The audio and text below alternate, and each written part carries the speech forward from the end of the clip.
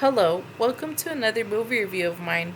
Afterwards, please take the chance to visit my website www.thesceneviewer.com, where I have thousands of movie reviews, 60 plus lists of best films per genre, yearly rank lists with top 5 per category going back to 1914, and dozens of miscellaneous lists including TV shows, actor profiles, and top 10 films per actor.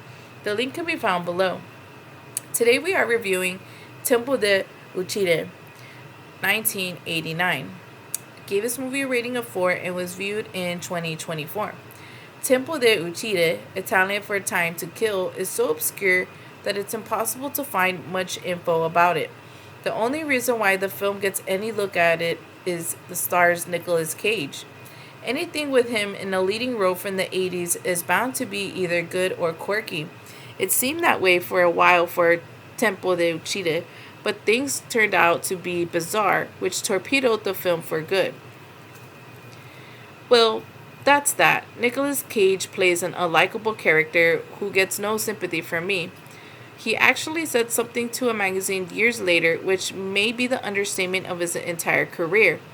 I find it weird that people say I'm weird. At first, his military character develops a toothache that needs to be taken care of pronto. To do so, he walks off the base in Africa for a dentist and gets into a truck accident because the driver is too chatty to pay attention to the road.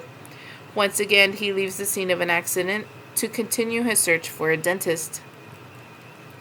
After reaching the construction site, he's pointed out the way by a worker where he wants to be at. During his hike, he literally puts his smoking cigarette on a chameleon.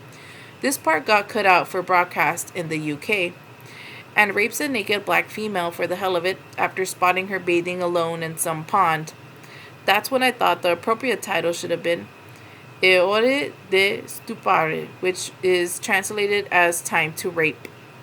While staying with her at the cave, he, after seeing a small wild animal, shoots his gun against a bunch of rocks, and one of the bullets ricochets back to the black female, which in turn hits her in the belly. To end her misery, he decides to shoot her in the head and then buries her body in a crevice, hoping nobody will find it. After meeting up with his co-soldier and a superior for a round of drinks, he begins to get the idea of contracting leprosy from the black female. Hence, he ceaselessly worries about it despite meeting a doctor while running away, and all he wanted to do is go home to Italy after reaching the end of his time in the military.